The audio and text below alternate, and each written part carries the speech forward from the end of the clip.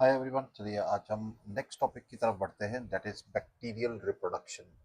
तो जल्दी से करेंगे, छोटा सा टॉपिक है बैक्टीरियल रिप्रोडक्शन। अब देखिए, बैक्टीरिया में हमने न्यूट्रिशन किया और न्यूट्रिशन में हमने अच्छी तरह से फोटो ऑटोट्रोपिक और हेटरोट्रोपिक के बारे में पढ़ा। अब बैक्टीरियल रिप्रोडक्शन की बात आती है तो यहाँ पर एक चीज याद रखिएगा, they reproduce mainly by asexual methods.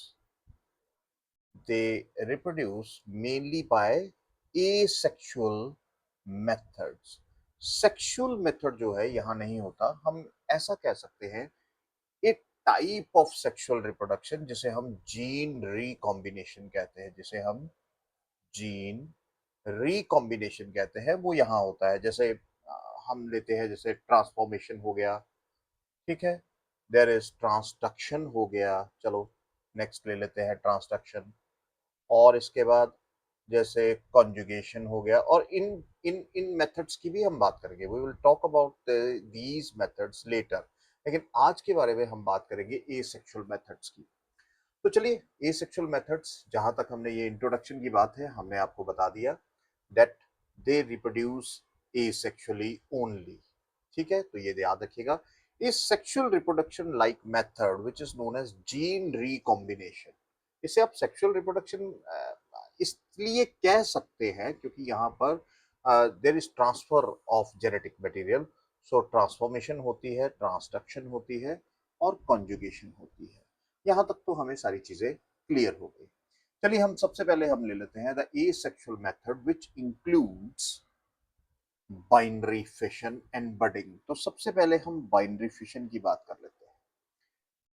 देखो, जब बाइनरी फिशन कहते हैं तो हम यहाँ साफ तौर पे ये कहते हैं a parent cell, a parent cell divides into two daughter cells. Daughter cells along with along with division of nuclear material, division of nucleoid कहेंगे, वही न्यूक्लियोइड मटेरियल, और जीनोफोर जिसे हम कहते हैं, और जीनोफोर भी कहते हैं। तो देखिए, यहां पर क्या है, एक पेरेंट सेल डिवाइड होगा सिंपल टू डॉटर सेल्स पे along with the division of nucleoid. और यहाँ पर बड़ा ही सिंपल सा मेथड है। सिंपल सा मेथड हम क्यों कहते हैं, देखो, यहाँ न्यूक्लियस की डिवीजन, सॉरी, न्यूक्लियोइड की डिवीजन, जो जेनेटिक मटेरियल की डिवीजन है, वो पहले होगी और उसके बाद साइटोप्लाज्म की डिवीजन होगी। और हम बैक्टीरिया का स्ट्रक्चर तो अच्छी तरह से जानते हैं और हमें उसके पूरे पार्ट्स पता है। तो चलिए जरा हम देख लेते हैं कि यहाँ पर क्या होता है। देखिए, अगर मान लेते हैं ये बैक्टीरिया है, ये सिंपल एक बैक्टीरिया ले लेते हैं, और इस बैक्टीरिया की ये सेल वॉल आ गई। ठीक है, क्लियर है, बात क्लियर हो रही है। और यहाँ पर ये इसकी सेल मेम्ब्रेन आ गई, और जहां पर आपको क्या मिलता है, इस तरह से कुछ वाई शेप्ड स्ट्रक्चर मीसोसोम भी मिलता है। ठीक है, अब जब ये वाई शेप्ड मीसोसोम स्ट्रक्चर है तो यहाँ पर क्या है, इसके साथ ही जुड़ा होता है द न्यूक्लियर मटेरियल। ये इस तरह से जुड़ा होगा, इसके दोनों लिम्स के साथ इस तरह से जुड़ा होगा। This is the nucleoid. Clear हो गई बात। अब ये न्यूक्लियोइड जो है, this ultimately undergoes division, it divides. अब जब डिवाइड होता है तो डिवाइड होने का मतलब है कि डिवाइड होगा तो दो में बटेगा, क्योंकि यहाँ पर अगर हम डीपली जाएं तो यहाँ पर एक ओरिजिन ऑफ रेप्लिकेशन होता है और एक टर्मिनल रीजन भी होता है। सो वहां हम नहीं जाएंगे, हमने सिंपल एक बाइनरी फिशन को सिंपल तरीके से पढ़ना है। अब ये डिवाइड होगा, यहाँ पर ये जो हिस्सा है, यहाँ पर आपको दिख रहा है, that is this Y shaped structure, this is mesosome. और इस मीसोसोम की भी डिवीजन होती है, it also divides into two. जब ये दो में डिवाइड होगा, इधर ये दोनों लिम्स के साथ, यहाँ मीसोसोम के लिम्स के साथ ये न्यूक्लियोइड, पूरा न्यूक्लियर मटेरियल यहाँ जुड़ा हुआ है, तो अल्टीमेटली क्या होगा, इट सेपरेट्स। और जब सेपरेट होगा, मीसोसोम की डिवीजन हो रही है, इधर से न्यूक्लियोइड की डिवीजन हो रही है, तो दो mesosome separately having the separate nucleoid will appear. कैसे, देखो, यहाँ सिंपल सी बात है, यहाँ पर नेक्स्ट पार्ट क्या आ जाता है, यहाँ पर हम ले लेते हैं ये वही सेल वॉल आ गई, ठीक है। और यहाँ इसके अंदर क्या आ गया, देयर इज, यहाँ पर अब इस तरह से मीसोसोम जो है वो डिवाइड होना शुरू हो जाएगा। ये दो में डिवाइड हो गया, और जब ये दो में डिवाइड हो गया तो अब अल्टीमेटली ये देखो, अब यहाँ पर हमारे पास ये जो न्यूक्लियोइड है इसके दोनों लिम्स के साथ इस तरह से डिवीजन हो गए।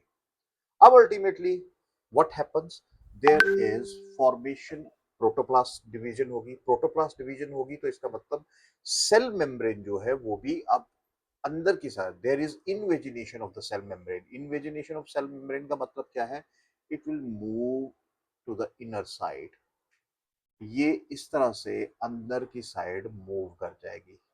तो यहाँ क्या होगा, देयर इज प्रोटोप्लाज्मिक डिवीजन होना शुरू हो जाएगी। यहाँ पर जो भी इसका साइटोप्लाज्म है वो दो हिस्सों में डिवाइड हो गया। आपको ये दो डॉटर सेल्स नजर आ रहे हैं। अब उसके बाद इसका वॉल मटेरियल बनेगा, यानी सेप्टम फॉर्मेशन होगी और वॉल मटेरियल बनना शुरू हो जाएगा। वॉल मटेरियल का मतलब ये हुआ कि यहाँ पर ये जो इसकी सेल वॉल है ये भी यहाँ पर इस ग्रूव, एक ग्रूव जैसा बनाना शुरू कर देगी, एक ग्रूव जैसा बनाना शुरू कर देगी। ये देखिए, अब ये कैसे होता है, ये बहुत ही टेक्निकल मेथड है, लेकिन सिंपल, हमने सिंपल तरीके से पढ़ना। और यहाँ देखिए हमारे पास क्या है, हमारे पास क्या है, ये दो डॉटर सेल्स इस तरह से तैयार होकर आ जाएंगे। दो डॉटर सेल्स इस तरह से पूरी तरह से ये सेप्टम डीप हो जाएगा, सेल वॉल की फॉर्मेशन होगी, वॉल फॉर्मेशन होगी। और यहाँ पर क्या है कि ये मीसोसोम आ गया और इस तरह से पूरा का पूरा दो डॉटर सेल्स हमें बड़ी आसानी से मिल जाएंगे। अब देखो नॉर्मली क्या होता है कि नॉर्मली जब ये बाइनरी फिशन होती है तो binary fission under normal conditions अगर देखा जाए, नॉर्मल कंडीशंस ये हर 20 से 30 मिनट में होती जाएगी और काफी फास्ट होती है, काफी फास्ट होती है। और ये फास्ट होने की वजह से होता क्या है कि जैसे आप देखते हो देयर इज फॉर्मेशन ऑफ, बड़ी अच्छी एग्जांपल्स है बाइनरी फिशन में, फॉर्मेशन ऑफ कर्ड, देखिए दही बनता है। There is spoilage of food, बरसातों में आपने देखा होगा कि खाना भी खराब हो जाता है, स्पॉइलेज ऑफ फूड ये भी हो जाता है। या हम कहें डिजीज स्प्रेड, डिजीज स्प्रेड ये भी हो जाता है। तो आप ये ध्यान रखिए कि ये होता है, ये सारी चीजें जो यहाँ हो रही हैं ये सभी की सभी, these all conditions are during the favourable conditions, जब ये डिवाइड करेगा बाइनरी फिशन से। और जब इसकी अनफेवरेबल कंडीशंस आ जाएगी तो नेचुरली इसकी डिवीजन जो है वो स्लो हो जाएगी। और वो बहुत से रीजन हो सकते हैं, वो बहुत से रीजन होंगे, वो आगे हम बात करते हैं। तो यहां तक आपको क्लियर हो गया कि बाइनरी फिशन में सिंपली होता क्या है, सिंपली डिवीजन, एक पेरेंट सेल जो है दो हिस्सों में डिवाइड हो जाता है, न्यूक्लियाइड डिवाइड होगा, मीसोसोम डिवाइड होगा, there is cell membrane formation. और सेल मेम्ब्रेन के बाद आप देख रहे हो ब्लू में सेल मेम्ब्रेन प्रोटोप्लास्ट सेपरेट हुआ, और अल्टीमेटली यहाँ पर वॉल मटेरियल, ये रेड में जो हमने दिखाया है, ये वॉल मटेरियल जो है वो बनना शुरू हो गया। तो यहाँ हम लिख लेते हैं ये वॉल है, सेल वॉल है जो बनती है। क्लियर। और हमने देखा है फेवरेबल कंडीशन में हमने कहा कि 20 से 30 मिनट में ये बहुत तेजी से डिवाइड करती है। और इसीलिए ये कुछ अच्छी एग्जांपल्स जो आपको याद रखनी है, जैसे हम दही जमाते हैं या खाना खराब हो जाता है बरसातों में, बहुत जल्दी खराब हो जाता है, यानी बैक्टीरियल ग्रोथ उस वक्त फेवरेबल है। बैक्टीरिया के पास अच्छी तरह से वो हाइड्रेटेड है, एनफ फूड है, तो वो जल्दी से जल्दी अपना काम करेगा, जल्दी से जल्दी अपनी डिवीजन करेगा, डिजीज स्प्रेड करेगा। अब दूसरा मेथड जो आ जाता है, दूसरा मेथड हमारे पास आता है, दैट इज बडिंग। अब देखो यहाँ बडिंग ले लेते हैं। देखो बडिंग भी बहुत एक सिंपल सा मेथड है। बडिंग क्यों एक सिंपल मेथड है, क्योंकि यहाँ पर देखिए a small outgrowth which is known as bud is form. Small protuberance या आउटग्रोथ आप कह सकते हो, ये बनती है जिसे हम बड कहते हैं। और जैसे ही बड बनता है एक एंड पर बनेगा, बड बनने के साथ ये जो न्यूक्लियर मटेरियल है जो यहाँ आपको दिखाई दे रहा है, ये जो न्यूक्लियर मटेरियल है, यहाँ मैंने दिखाया है कि ये क्या है, ट्रांसफर हो रहा है। यहाँ ये ट्रांसफर हो रहा है, सर्कुलर फॉर्म में है और ये यहाँ से ट्रांसफर होता है इस बड में। और जैसे ही इस बड में, अब अल्टीमेटली क्या होगा, बड की ग्रोथ होगी, थोड़ी सी बड की ग्रोथ होगी, ग्रोथ होने के साथ फिर अल्टीमेटली यहाँ पे constriction in the centre, there is constriction at the base of the bud and this bud separates। और यहाँ पर क्या होगा, ये दोनों जगह हमारे पास क्या आ जाएगा, the nucleid in both the nucleid in both the cells, है ना। both the cells में हमारे पास आप देख रहे हो न्यूक्लियर मटेरियल जो है डिवाइड हो चुका है और ये कंस्ट्रक्शन नेचुरली जैसे ही होगी सेपरेट हो जाएगा bud and two daughter cells, two daughter cells are formed, two daughter cells are formed। और ये एक बहुत बहुत इंपॉर्टेंट मेथड है ए सेक्सुअल रिप्रोडक्शन का, जो बडिंग एक सिंपल सा मेथड है और ये सारी चीजें कब होती है, ड्यूरिंग द फेवरेबल कंडीशंस। तो ये ध्यान रखिएगा। अब दूसरी चीज ये आती है कि जब इनके पास फेवरेबल कंडीशन है तब तो ये डिवाइड करते हैं, लेकिन जब अनफेवरेबल कंडीशन आ गई, मान लो डिहाइड्रेशन हो गई, चलो कुछ कंडीशंस ले लेते हैं, कुछ कंडीशंस ले लेते हैं, जैसे कुछ कंडीशंस हम बात करते हैं, there are conditions like dehydration, है ना। डिहाइड्रेशन हो गया, या हमारे पास क्या आ गया, लैक ऑफ फूड आ गया, लैक ऑफ फूड आ गया। क्लियर हो गई बात। अब अगर ऐसा होता है ना, लैक ऑफ स्पेस आ गया, अगर ऐसा होता है तो फिर हम क्या करें, फिर हम क्या करें, फिर हमारे पास एक ही मेथड रह जाता है कि ये अनफेवरेबल कंडीशंस जो आती हैं, ठीक है, कोई सॉल्ट कंडीशन ज्यादा आ गई, सो बहुत सारी अनफेवरेबल कंडीशंस हो सकती हैं, हाई टेम्परेचर हो सकता है, तो उस केस में बैक्टीरिया क्या करता है, कुछ देर के लिए इनर्ट हो जाता है, यानी वो क्या करता है, स्पोरुलेशन एक ऐसा मेथड है जो वो एक मैकेनिज्म है जिससे वो अपने आप को बचाता है। एक तरह से उसका ये है कि अनफेवरेबल कंडीशंस को पास करने का तरीका है। अनफेवरेबल कंडीशंस का मतलब क्या हुआ कि हमने पेरिनेटिंग, पेरिनेशन टू पास, पेरिनेशन क्या होता है, the conditions which are unfavorable, which are unfavorable, that are called perination, that is called perination। So in conditions को पास करने के लिए बैक्टीरिया को क्या करना पड़ता है, कुछ स्पोर फॉर्मेशन करनी पड़ती है, अलग अलग तरह के स्पोर्स बनते हैं, जैसे एंडोस्पोर्स बनते हैं, कोनेडिया बनते हैं, सिस्ट बनती है, स्वार्मर्स बनते हैं। तो ये अलग अलग तरह के स्पोर्स बनते हैं, जिनमें से हम एक को डिस्क्राइब थोड़ा सा करेंगे कि एंडोस्पोर्स क्या होते हैं जो स्पोरुलेशन के वक्त बनते हैं। देखो एंडोस्पोर्स क्या है, जरा ध्यान दें। एंडोस्पोर्स एक इस तरह के स्पोर्स है जिन्हें हम कहते हैं दे आर थिक वॉल्ड, वो थिक वॉल्ड है, डिहाइड्रेटेड है, डिहाइड्रेटेड रेजिस्टेंट स्पोर्स। देखो पहली बात, रेजिस्टेंट स्पोर्स है। तो यहां हमें एक चीज तो पता लग गई कि देखिए वो थिक वॉल्ड है, वो डिहाइड्रेटेड है, यानी उनमें पानी की कमी है, और इनका मतलब है इनके बाहर बहुत सारी वॉल्स है, there are resistant spores, mean there is the formation of wall material around these spores, जिससे कि ये रेजिस्टेंट स्पोर्स माने जाते हैं। अब ये रेजिस्टेंट स्पोर्स नॉर्मली क्या है, एक ही बनता है, एक बैक्टीरिया के अंदर एक स्पोर बनता है, या कई बार मल्टी स्पोर्स भी बनते हैं, तो अलग अलग होता है। अब इन स्पोर्स का साइज जो है बैक्टीरिया के जितना भी हो सकता है, या बैक्टीरिया के साइज से ज्यादा बड़ा स्पोर भी बन सकता है, तो कुछ भी हो सकता है, बहुत डिटेल की स्टडी है, लेकिन हम थोड़ा सा आपको मैं जरूर बताऊंगा। अब देखो यहाँ एंडोस्पोर किस तरह से बनता है, जरा हम इसकी बात कर लेते हैं कि एंडोस्पोर्स क्या है और किस तरह से बनते हैं। देखो यहाँ पर जो मेन पॉइंट हम यहाँ बात करेंगे कि यहाँ पर भी न्यूक्लियोइड की डिवीजन तो होगी होगी। अब एक चीज याद रखिएगा, यहाँ जो न्यूक्लियोइड की डिवीजन होती है, जो भी न्यूक्लियोइड की डिवीजन होती है, याद रखिएगा, चाहे वो मैं पहले भी बता चुका हूँ, चाहे वो बडिंग है, चाहे वो बाइनरी फिशन है, यहाँ पर एक चीज याद रखिएगा, मैं यहाँ आपको फिर से यहाँ पर लिख देता हूँ। यहाँ पर डिवीजन क्या होती है? Division is a mitosis.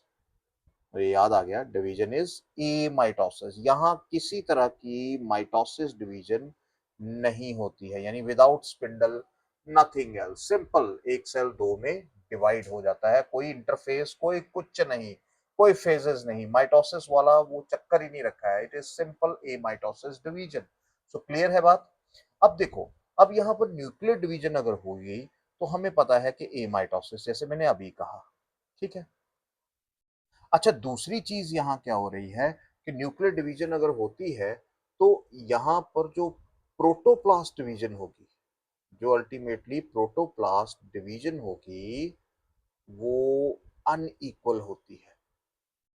Unequal division होती है, यानी एक सेल थोड़ा बड़ा बनता है, एक सेल थोड़ा छोटा बनता है। तीसरी चीज यहाँ क्या होती है? There is deposition, deposition of wall material around around this endospore. ये जो एंडोस्पोर बनता है बैक्टीरिया के अंदर, बहुत सारी वॉल मटेरियल इसके चारों तरफ इकट्ठा होना शुरू हो जाता है। और यहाँ पर क्या होता है? There is synthesis of certain enzymes, certain enzymes for the synthesis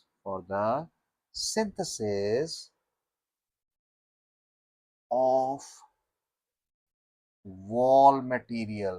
देखो, बहुत से एंजाइम्स जो हैं वो वॉल मटेरियल को बनाने के लिए सिंथेसाइज किए जाते हैं। तो ये कुछ पॉइंट्स हैं जो एंडोस्पोर्स में आपने याद रखने हैं। तो ध्यान रखिएगा यहाँ कौन कौन से पॉइंट्स हैं, जैसे न्यूक्लियर डिवीजन है, there is protoplasmic division unequal है, deposition of wall material around endospore है, and synthesis of certain enzymes for the wall material. अब ये किस तरह से होता है, जरा इसकी बात कर लेते हैं। देखिए, यहाँ पर अब एक बैक्टीरिया है, और बैक्टीरिया की क्या है, यहाँ पर ध्यान दीजिए, यहाँ बैक्टीरिया की क्या हो रही है? एक अनइक्वल डिवीजन हो रही है। और अनइक्वल डिवीजन में देखो, ये एक छोटा सा सेल बन रहा है इस साइड, और ये थोड़ा सा लार्जर एरिया है। जैसा कि मैंने कहा, यहाँ पर सबसे पहले क्या होगा? यहाँ पर न्यूक्लियोइड डिवीजन होगी। ये न्यूक्लियड है, let us label this as nucleoid. और ये इसकी सबसे पहले क्या हो गई? डिवीजन हो गई। तो चलो इसको लेबल कर लेते हैं। दिस इज न्यूक्लियर डिवीजन, सबसे पहले तो हो गई। जो हमने पहला पॉइंट कहा था कि न्यूक्लियर डिवीजन हो गई। जैसे न्यूक्लियर डिवीजन हो गई तो ये जो फ्रंटल पार्ट है, ये जो रेडिश पार्ट आपको दिखाई दे रहा है, जो स्मॉलर पार्ट है, this smaller part is known as, हम इसे कहते हैं forespore. This is known as forespore कहा जाता है, यानी स्पोर से बनने से पहले की जो कंडीशन होती है। अब यहां पर क्या होगा? अब देखो, यहां पर जब ये फोर स्पोर बन गया तो यहां पर दो तरह के एंजाइम सक्रिएट होंगे। यहां पर ये जो फोर स्पोर है, ये जो यहाँ एरिया है, इट सक्रीट्स, यहां यहीं पर पॉइंट दे देते हैं, सक्रीट्स टू एंजाइम्स। दो एंजाइम सेक्रेट करता है। अब वो दो एंजाइम्स क्या हैं? नंबर एक एंजाइम है स्पॉल E, and number two is स्पॉल आर। अब ये एंजाइम्स क्या करते हैं? देखो, ये जो स्पॉल ई है, ये स्पॉल ई एंजाइम क्या करेगा? देखो, जो स्पॉल ई एंजाइम है, ये कुछ प्रोटीन्स बनाएगा। It synthesise certain proteins. So synthesize proteins किस लिए? For conversion of small e into, ठीक है, small e into, sorry, small e नहीं, फोर स्पोर। चलिए एक मिनट, ये यहां पर कर लेते हैं। ये क्या करेगा? It synthesise certain proteins for the conversion of forespore into endospore, into endospore. तो ये ध्यान रखिएगा, ये पहला पॉइंट है जो यहां एंजाइम। और ये जो दूसरा है स्मॉल आर, ये स्मॉल आर क्या करेगा? देखो स्मॉल आर क्या करेगा, ये इट सिंथेसाइज सर्टन एंजाइम्स, ये कुछ और एंजाइम्स की सिक्रीशन करवाएगा, कुछ और सेपरेट एंजाइम्स की सिक्रीशन करवाएगा, ताकि क्या हो, certain enzymes to form wall material, wall material around endospore. अब वो जो एंडोस्पोर है उसके चारों तरफ क्या है, वॉल मटेरियल बनना है। यानी ये जो हमें यहां दिखाई दे रहा है, ये जो हमें यहां पर हमें ये दिखाई दे रहा है स्पोर, अब इसके चारों तरफ क्या है, there is formation of A wall. अब ये देखो, ये जो वॉल यहां बनेगी, वो वॉल यहां थोड़ी सी थिक बनेगी। इसके चारों तरफ ये जो स्ट्रक्चर हमें दिखाई दे रहा है, ये सेपरेट हुआ है, और सेपरेट होने के बाद इसके चारों तरफ कुछ बहुत सारी वॉल मटेरियल जो है इकट्ठा शुरू होना होना बन गया। और अल्टीमेटली हम इसे क्या कहेंगे, this structure, this whole structure is known as endospore. ये अब एंडोस्पोर कहलाएगा, जब इसके चारों तरफ वॉल मटेरियल भी बन गया, इसके प्रोटोप्लास्ट भी सेपरेट हो गया, और ये न्यूक्लियोइड भी यहाँ पर प्रेजेंट है। बात समझ आई? और यहाँ पर क्या होता है, देखिए देयर आर मेनी स्ट्रक्चर्स। अब देखो ये है वो स्ट्रक्चर, पूरे का पूरा ये वॉल स्ट्रक्चर आपको दिखाई देगा, पूरे का पूरा आपको ये स्ट्रक्चर यहाँ पर दिखाई देगा। कैसे दिखाई देगा जरा देख लेते हैं। ये देखो, लेट मी शो यू। देखो ये है हमारा वो न्यूक्लियोइड, है ना, ये न्यूक्लियोइड स्ट्रक्चर है, ठीक है। अब ये न्यूक्लियोइड दिखाई दे रहा है, ये वाला, दिस इज न्यूक्लियोइड। चलिए लेबल कर लेते हैं। अब बाकी वॉल्स क्या करनी है हमें जानने की जरूरत नहीं है, लेकिन यहाँ पर एक चीज जानने की जरूरत है कि ये जो वॉल होती है, ये सबसे इंपॉर्टेंट ये वॉल होती है, ये वाली, this is the spore port, this is the major wall of the endospore.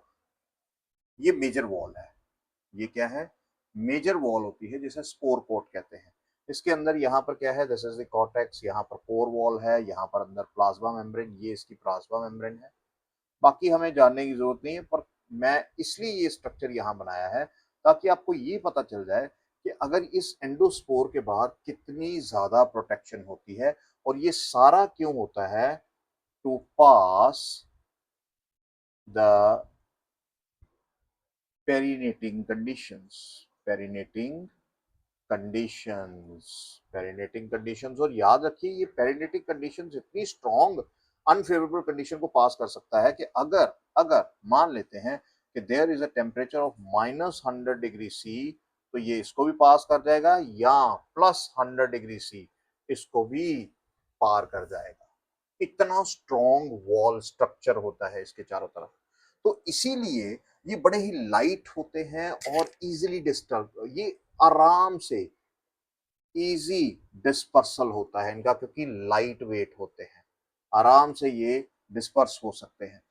आराम से ये अपनी कंडीशंस आप देख सकते हो कि 100, अगर कोई कोई भी स्ट्रक्चर अगर 100 डिग्री का माइनस और +100 डिग्री सी को पास कर सकता है, तो वो किसी भी कंडीशन को पास कर सकता है, किसी भी डिहाइड्रेटिंग कंडीशंस को पास कर सकता है। सो यही वो इसकी अनफेवरेबल कंडीशंस होती हैं जो इसको करती हैं। और इसी तरह से बाकी भी स्ट्रक्चर्स आते हैं, चाहे वो कोनिडिया हो, चाहे वो आर्टॉइडिया हो, सिस्ट हो, स्वार्म सेल्स हो। हम इनके आगे आने वाले टॉपिक्स पे बात करेंगे, लेकिन यहाँ पर हमें एंडोस्पोर को थोड़ा सा ध्यान में रखना है।